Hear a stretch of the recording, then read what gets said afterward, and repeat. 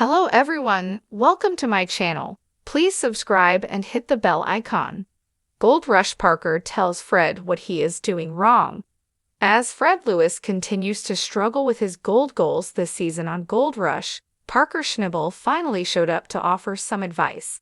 Parker and Tony Beats are both extremely successful, so it seems good when they offer advice.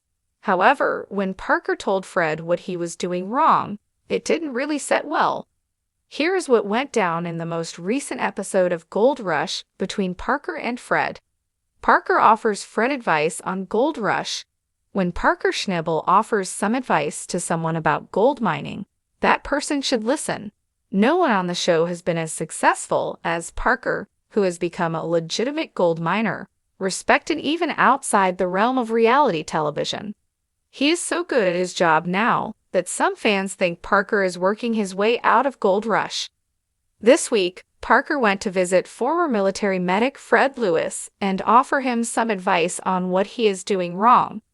Fred has remained frustrated this season, saying that if he doesn't hit his goal, it is likely finished for him and his team in the future of the gold mining industry. Parker pointed out of the biggest problems with Fred's setup was his screens.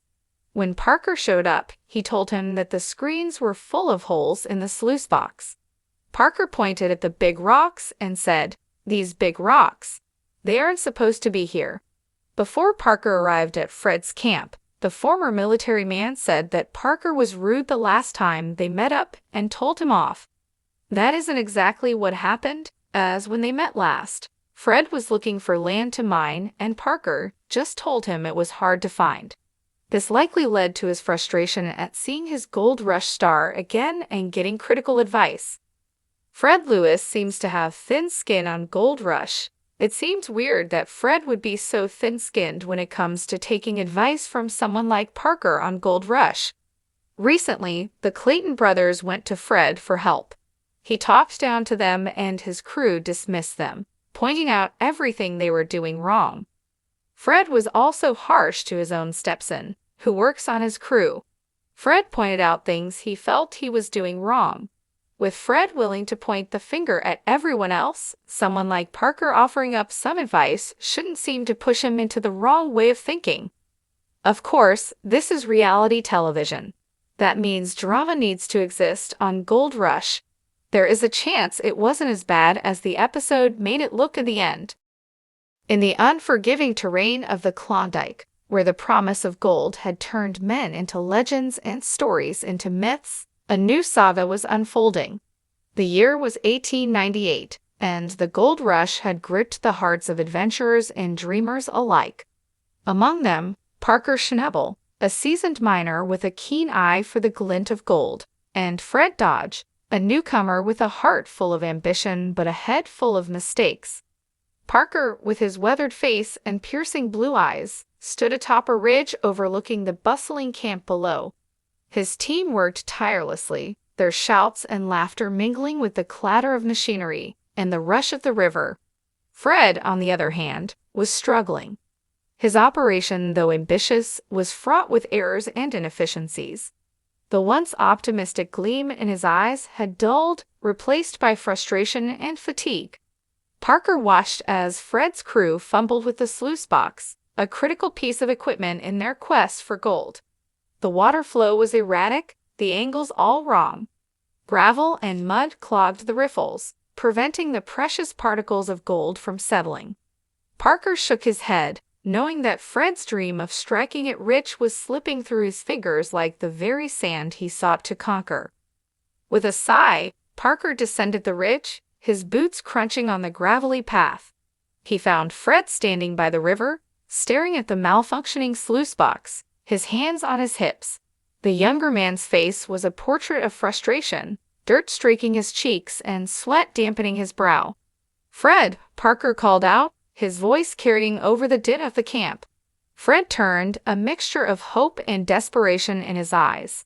Parker had been a mentor of sorts, though their relationship was often strained by Fred's stubbornness and Parker's bluntness.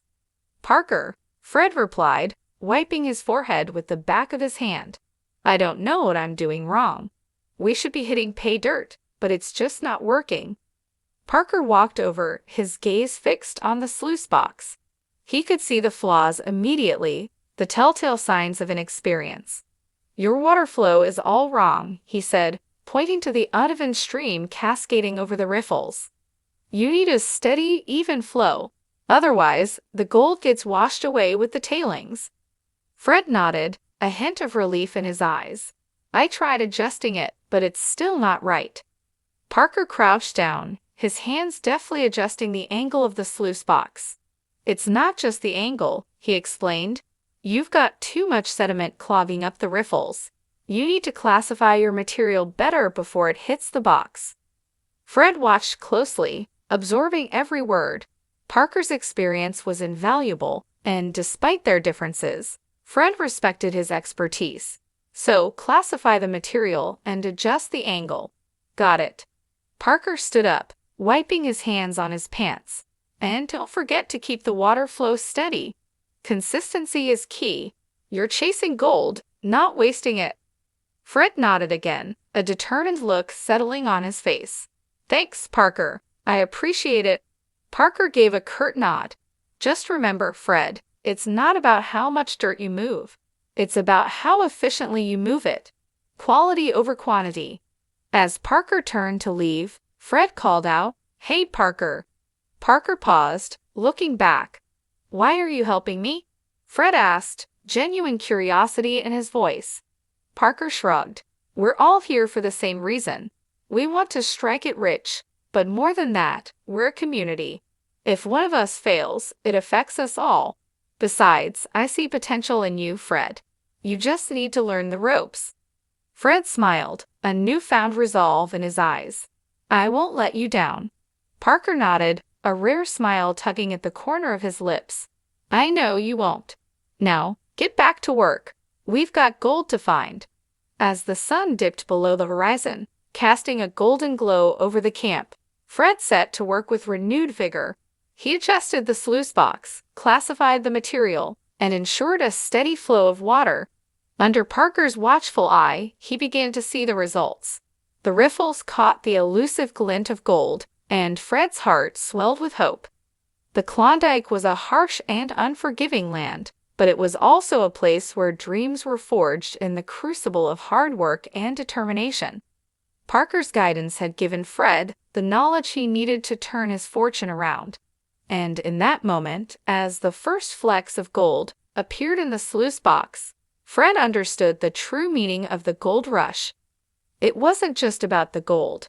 It was about the journey, the challenges, and the people who helped along the way. With Parker's mentorship, Fred knew he had a fighting chance to carve his own legend in the annals of the Klondike. And as the stars began to twinkle in the night sky, he vowed to make every moment count, to seize every opportunity, and to never, ever give up.